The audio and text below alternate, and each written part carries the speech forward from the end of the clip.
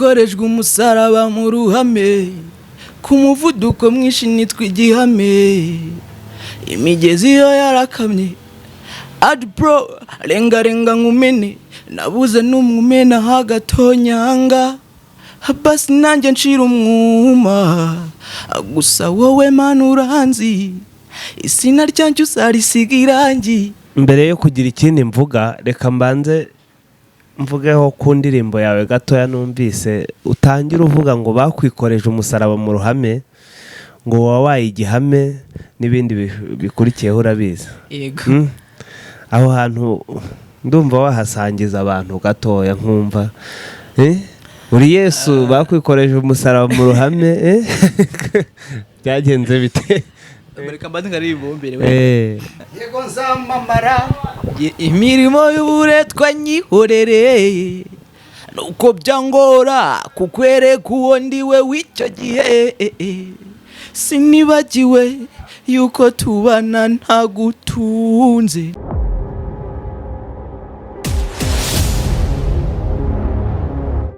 Iyo byabaye umuhungu iyo byabaye ibyo biboro nivuga ibiboro sindi kubyumva ariko barita babyumva.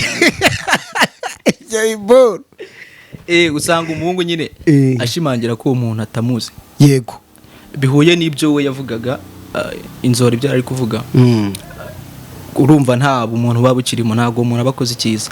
Rero iyo bihuje n'irandirimba uko story imeze umuhungu byabayeho muri make uko byamera kose hari ibintu wagiye wumva bisa naho bigenda bihura n'iriya story. Yego no story yanjye giye ukuntu imeze n'umuhungu byabaye ibyo bibora adafite n'ubushobozi bwo kuba yafasha uwo mukobwa ariko niyamwigaranzura nyine aremera aravuga ati wenda Imana nibishaka kuko gukanje umutsi nyine bigira manda hari gihe nanjye inyenyeri zanyakira byibuze ikibazo twari dufitanye kigakemuka ariko ntahise mvuga ngo genda sinkuzi.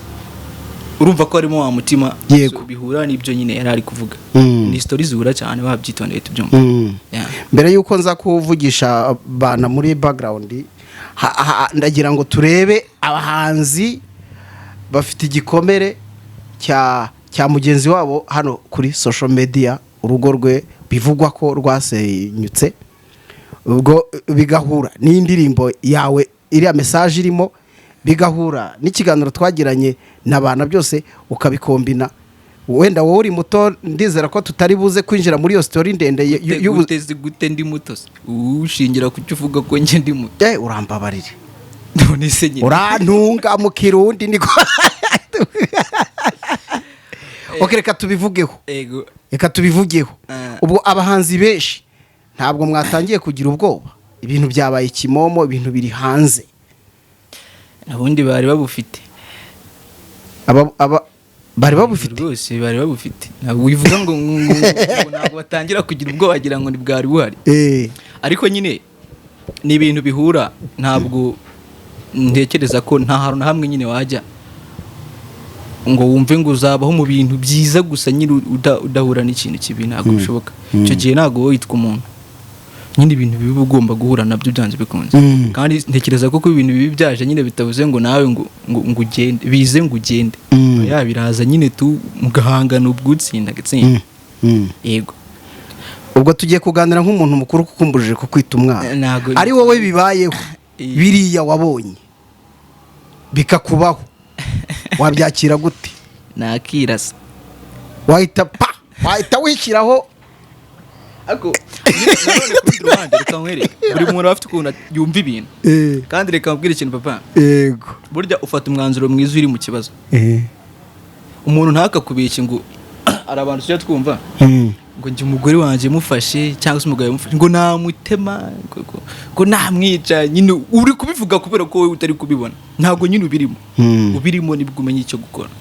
Biragoye burya kuvuga ngo nabigenza gutyo utabirimo ariko amarangamutima bafite none nkuko warubimbajije ese ubundi buzi impamvu wowe yabikoze erega nanone yigo hari igihe umuntu akora ikintu kibi twese tukabimenya ko ari kibi ariko tutazi icyamuteye kubikora ariko wowe wakirasa bigaragara ko wowe ntago byumva none reka nkwereke wahita wikura kwisi reka nkwereke impamvu ushobora no kwirasa urumva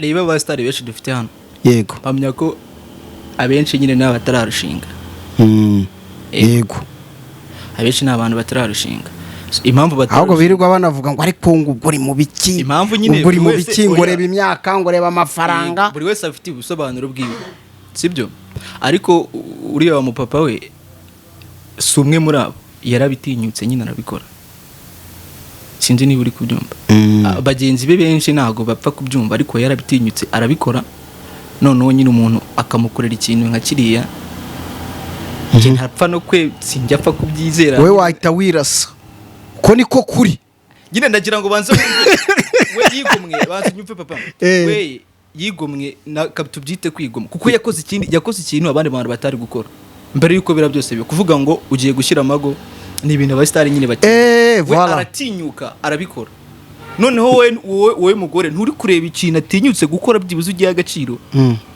nyine bise biba kuri use gututa uwo yana kwica gaciyemo reka noneho turebe Tutu uri umwe mu bahanzi bakiri bato bakizamuka yego ahubwo burya gukura nyine no gukura uramutse ukura no gusubira hasi ntekereza ko ari ibintu bibiri ibyiza ni ugukura umuhanzi ukiri muto ntabwo ushobora gutekereza ko bino bintu byaba bijemo igisebo ariko ubundi kumenyekana binamaze iki ko bidaporoteja n'umuntu ko byakabaye ari ibintu bihita biporoteje umuntu mu buryo nyine igitinyiro umugore ntagomba gukora ibi reka mbwire wowe ntutekereza ko noneho umurongo wawe ushaka kuvuga ahantu ndi kugana nihe ko mbona abakuru banjye ibintu byabaye kimomo biri kubiha nibyo nakubwiraga mu kanya wowe ubwo ngubwo utangiye gutekereza ko nutabikora ngo aho ugiye ngo uzahabonera amahoro ese biriya ntabwo byaba ku muganga ntabwo byaba ku mumotari nta kintu na kimwe kuri ino si bavuga ngo ugiye gukora ngo uzabure chance ntabwo bishoboka nyine ibyo bibaho ntabwo iyo yaba impamvu yo kuvuga ngo ugize ubwoba ngo ntabwo ngo nawe ngo wabikora ngo iki n'iki kuko nta na hamwe ushobora kujya nyine ngo bigende uko wabyifuzaga kandi indi ngingo ya kabiri abantu bose uzi b'abasitari ntekereza ko mu bwana bwabo nyine zari inzozi zabo buri ikintu ryamuka kirota ujye ugitinya umunsi umwe iminsi 2 iminsi 3 uri kucyifuza ihana n'amaraso yanameneka ariko ahantu ukahagera yego ntabwo nyine iriya yaba impamvu yo kuvuga ngo ngiye ku bwanjye mbibona nk'ibintu bisanzwe si yo wa mbere si yo wa nyuma si biba ku ba artiste gusa n'abandi bantu muri rusange nyine bibabaho nta yaciwe amabere mbese duhindura ingingo gato rero Tutu umuhanzi ukiri muto nabivuze simbigarukaho ibihangano byawe umuntu arabyumva kumva birimo uburyohe ariko nabonye urubuga rwawe nsanga narwo ruracyari hasi nka nyirarwo niki kibura kugira ngo nubwo hari ubwo tugira gutya abahanzi bakoze byinshi kandi bikomeye tukagira gutya tukabatakaza wenda nka Jay Paul n'abandi ariko kuki byawe bitazamuka kandi ufite umwimerere wawe kandi mwiza ushobora kunogera abantu ndetse ukabafasha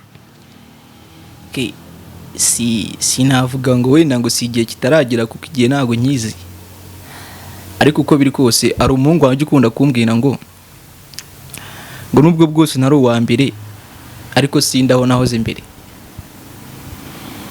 sinini uri murabyumva nyine ni gake gake ntabwo nyine bita biba binini yewe ndi kwibaza ari ukuntu mu by'ukuri ngira ngo umuziki nta muntu utawuzi agaciro kawo ariko ndibaza umuntu ufite ibihangano bimeze gutya nubwo yego utarahanga byinshi ariko dukeya ufite ni ibintu umuntu yumva kumva kabisa binogeye amatwi kandi harimo n'ubuhanga kuki utazamuka mbere na mbere kamaze ukosore uri kuvuga mfite dukeya nyine turi hanze ariko urikanze kabaye komeza nagaciyemo gusa njye mu ikaye yanjye waruvuze ngo nyine mfite dukeya mu ikaye yanjye njye mfite indirimbo zirenga 70 nyine zanditse zifite amalyrics zuzuye yego gusa nyine kuba ufite 70 hanze hari 3 bitomba ikibazo abakirisi uko wanze kuzisohora wazikoze nyine ariko cya kibazo nyine cya wa muntu gukubita inkoni bihute nicyo kiba gikomeje gukurikirana. Hari abahanzi hano mu Rwanda,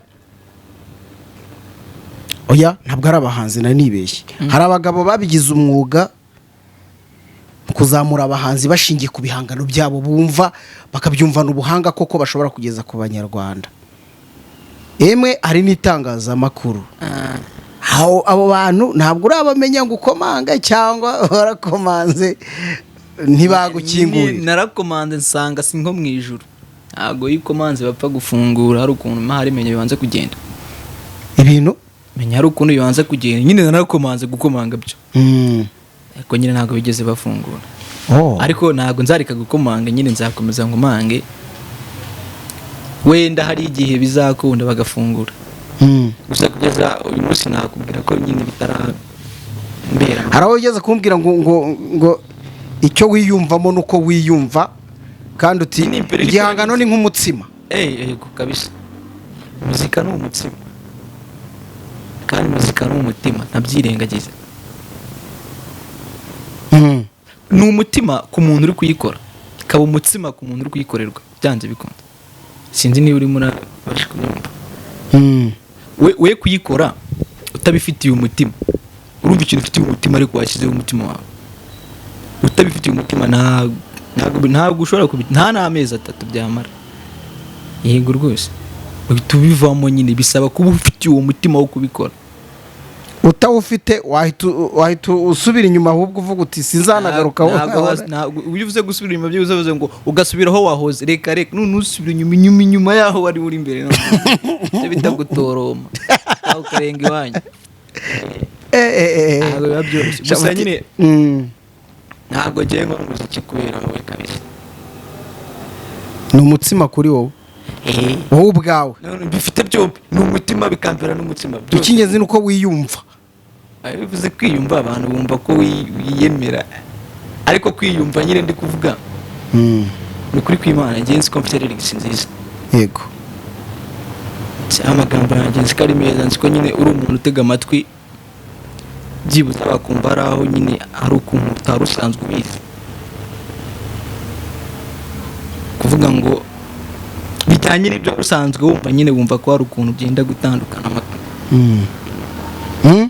Reka bana, ugize gutya ubonye ikiganiro dukoranye, emwe unasaba ko mubonana, ibyo ari byo byose hari aho yagukoze, ariko ndagira ngo ndebe muri cya kindi twari tuvuga cyo gukomanga, kuba yemeye ko reka mvuge ko ni umwe mu basore dufite hano mu Rwanda kandi bakora ibikorwa ntekereza ko abanyarwanda barabizi ko bagafashe ngo wenda niwe ariko reka turebe iki ngiki, kuba yavuze ati ubu rwose uwo murumuna wanjye kabisa ni karibu.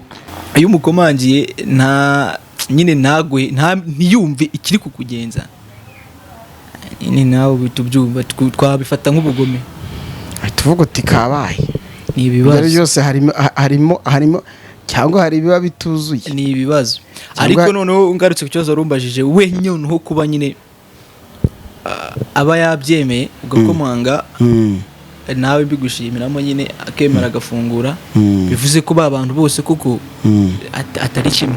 Yego, harimo abagifite umutima nyine, ariko izina ni ryo muntu, nibana nyine nibana. Hari ukuntu umuntu aza wenda yitezeho umuntu ikintu runaka mu buryo bumwe cyangwa ubundi, avuga ati jyewe numva uyu muntu nimwegera swati arangira inama ku buhanzi bwanjye nk'inararibonye, swati aranyereka umurongo ushobora kunyuramo ibintu byanjye abanyarwanda bakabyumva, aranyereka utuntu n'utundi mu buryo bumwe. Wowe wifuza ko munabonana, ikintu wumvaga nyirizina umwifuzaho ni nk'igiki kiri ku mutima? Sinzi niba ubyibuka, nyine nabikubwiye ko imitima yacu yabaye nk'amakara, tutagitega, ntabwo tukitega ibintu byiza byavuye mu bandi bantu, mbese mu magambo yumvikana, ntabwo tukivuga ngo nyine ntaga kimuhana tukikarebaho yego ariko ikintu cy'ingenzi burya ni wowe ufite icyo ari buguhe bitewe n'uko yakubonye yego nta bigombwa byumvikana nyine ni ubushake bwiwe yaba ibyo bitekerezo yaba mu buryo buri financial yaba muki gusa nanone ikintu ngiye navugaga cyatumye wenda nyine nabishyuhamo kuba inshuti nawe yego disi inshuti nawe yitwa abana kuruta ibyo bindi byose nicyo kintu mbona ko cyatari nyine yego kuvuga ngo aranzi ndamuzi twahurira ahantu nkamumenya nawe akamenya yego mbibona nk'ikintu kinini nyine kiruta ibindi bintu byose ushaka kuganishaho n'ibindi si bibi ariko ako karahagije ni keza cyane kandi buri wese yagaha amashyi kubera ko bundi buriya nta kintu kiza nko kubana n'umuntu byibura ukaba uvuga uti ni umwe mu bantu ushobora kwaka inama ni umwe mu bantu ushobora kungira inama ni ukuvuga ngo yego birashoboka ko weka nkwereke nguciye mu ijambo ukuntu kuba inshuti n'umuntu biba birenze hari story nigeze numva umugabo baramubajije ngo uhuye na perezida wamusaba iki ko wenda bize wahita usaba ifamu bahita bamuvugira nyine baramubaza ati uhuye na perezida we wamusaba iki urumva wamusaba iki yego umugabo aritonda arababwira ati ikintu namusaba nuko yafata namba yanjye akayisevinga nkajya ndeba statize yibuza kabisa ko kantu kaba ari seri nyine kugira bumve ko kuba nyine umuntu umufitanye connection nyine ukuntu biba bihambaye yego siko umugabo atari afite ibindi bibazo nyine byinshi yamutura ariko kuba umuntu byonyine kuko iyo umuntu umaze iyo umaze kuba tubyita ubushuti iyo umaze kuba muri inshuti na bya bibazo wari ufite cyangwa nawe yari afite nyine murabisangira kubera ko muri inshuti yes nicyo kintu rero gikwiye kuba icyambere kurusha ibindi bintu byose wow turiho turagana ku musozo rero ariko ibyo ari byose bana hari icyo yifuje kukubwiraho gatoya akakuganiriza reka tumuhe uruvugiro kabisa amahoro kuri twese ibyo wavugaga nabyumvise nabiteze amatwi ariko kandi hari icyo uvuze nyuma cy'inshuti icyo cyo cyagezweho kuko kuba wahageze ntabwo nta ntambwe isubira inyuma twe dutera twe tugenda tugana imbere iteka murakoze ariko kandi nanakurikiye iki kiganiro turi kumwe uri kugikora nkubona nkumva ibihangano byawe nabirebye nabyumvise birimo inganzo yumutse birimo ya nganzo bavuga neza ko iba yaciye mu ruganda iba yaciye mu butanda bwacu bwa kinyarwanda bakayenga ibitepfu bikavamo igahita ikamera nk'inzoga y'umwikamire nyine umuntu arayinywa agasharirirwa ariko nine niyo bavuga ko ari iryoha ku bahanga bo kunywa inzoga ariko mbere yo kugira ikindi mvuga reka mbanze mvugeho ku ndirimbo yawe gatoya numvise utangira uvuga ngo bakwikoreje umusaraba mu ruhame ngo wabaye igihame n'ibindi bikurikiyeho urabizi yego aho hantu ndumva wahasangiza abantu gatoya nkumva uri Yesu bakwikoreje umusaraba mu ruhame byagenze bite reka mbanze ngaribombere nakorejwe umusaraba mu ruhame ku muvuduko mwinshi nitwa igihame imigezi yo yarakamye adbro renga nkumene nabuze n'umwumena hagatonyanga basi nanjye nshira umwuma gusa wowe mana uranzi isina ryanjye uzarisiga irangi nabuze n'umwumena hagatonyanga basi nanjye nshira umwuma gusa wowe mana uranzi isina ryanjye uzarisiga irangi rero turashaka kuvuga ndumva twagenda interuro ku nteruro kuvuga ngo nakorejwe umusaraba mu ruhame wenda ku bantu bemera uvuze ngo wigereranyije na Yezu nanone bakwica ntekereza ko ataba ari byo kuvuga ngo bigereranyije nawe gusa nyine mu buryo bwa gihanzi yari ukugaragaza ko mu buzima umuntu yaciyemo nyine yagiye ahura n'ibizazane bigiye bitandukanye. Ubushize ni yasi y'abasenga na yasi y'imisaraba. Isi y'imisaraba, isi y'ubuzima busanzwe itugoye nyine n'isi y'imisaraba. Nibyo navugaga rero. Ibyo bibazo rero uwo musaraba reka uhagararire ibizazane cyangwa se ibibazo, mbese abantu bakabikugerekaho. Nicyo nari ngambiriye kuvuga. Rero nkavuga ngo ku muvuduko mwinshi nitwa igihame nyine nuko uko byagenze kose, ariko urakataje. Yego, wahita ibyumba byihutirwa. Gusa kugira ubyumve neza aho birangira mvuze ati Uwiteka aranzi, izina ryanjye azarisiga irangi byanze bikunze. Kandi Uwiteka ntabwo asiga irangi asira ibanga. Arigize ngo ugiye kumbaza ngo asiga irangi gute? Babyumve neza. Umwana w'umunyarwanda uhita ubyumva ntabwo. Babyumve neza ntabwo asiga irangi asira ibanga. Birumvikana ko ari inganzo nyine ikangurira abantu kuba ubumuntu, kuko Uwiteka nta handi ababa mu bantu. Ni ukugira ubumuntu, ni ukuba inyangamugayo, ni ukugira umutima ukunze, ni ukugira umutima ufasha, ni ukugira umutima urekuye. Ni nayo mpamvu nayise inganzo nyine ifite ireme, inganzo yumutse. Ndibuvugeho gakeya, hari ibintu wavuze muri iki kiganiro byitwa ngo warakomanze. Warakomanze mbigereranya n'umuntu uri mu cyerekezo. Wowe urahamanya neza nawe, uragira uti lyrics zanjye ni nziza, urahamanya neza nawe ko lyrics zawe ari nziza, urahamanya neza nawe kuri mu cyerekezo kuko uri mu bintu ukunze, ntabwo mbihakana, uri mu bintu ukorana umutima, ibintu ushyizeho umutima. Ariko iyo uri mu cyerekezo ntugere ku ntego ubigenza ute? Icyambere cyo wenda kuko ikiganiro wagikurikiranye n'amahiri, cye ntabwo njya mpunga ibibazo. Urumva iyo nagize ku ntego ntabwo bivuze ngo ndahita ngo nyivaho. Ngende umuntu uzi ko icyo uri kwigira cyo nicyo bacyo. Nkomeje nkunganiye, buriya ntiwasanga warakomanze ugakomanga ku kizingiti kandi hari urugi. Tajuri kunseka. Gusa iyo uvuze ikizingiti ndabyumva. Kino kiba kiri ntukore ku rugi ukamara imbaraga zawe uhonda ku kizingiti kandi hari urugi.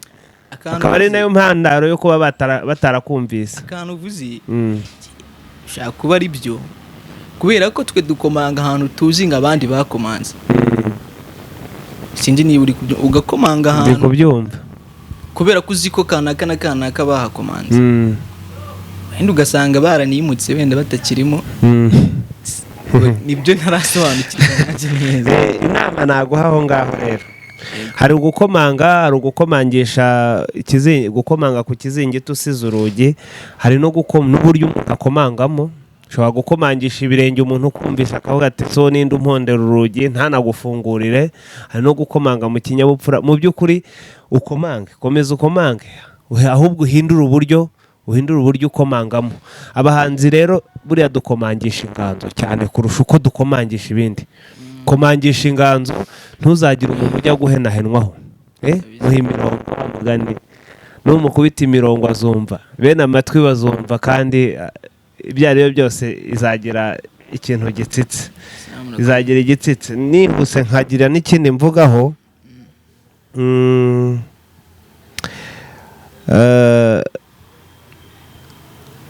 nukomangisha umutima ugakomangisha inganzo. Ba bagabo bake bavugaga mu kiganiro bazumva, ni bake nyine, ni bake ariko bazumva inganzo. Nibumva inganzo nta gisigaye. Ikindi ni ukubaho mu nganzo yacu. Niyo nama naguha, kuko hari n'igihe ibyo duhanga bitaduhangaho, ugasanga turanyuranya nabyo. Reka ibyo duhanga binaduhangeho. Niba turirimba uwo muntu natwe tubanze tuba abantu, tureke kuba ibyapa ku mihanda. Icyo nasorezaho nguha inama ikomeye, wagize inzozi nziza, urarota uba umuhanzi, ariko buriya kugira inzozi si igisubizo. Igisubizo ni iki? Ni ukuzikabya. Kugira inzozi si igisubizo, igisubizo ni ukuzikabya. Guma mu murongo urimo neza.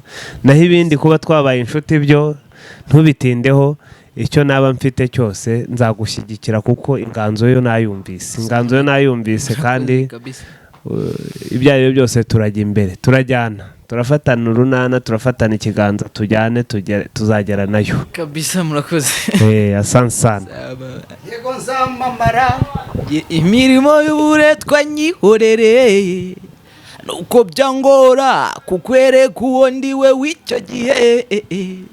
Sinibagiwe yuko tubana ntagutunze, bineye gushima uwampaye ibe gutyo uyu munsi twarekeye. Wow, tubashimire cyane inshuti zacu, muri inshuti z'akadasohoka pe.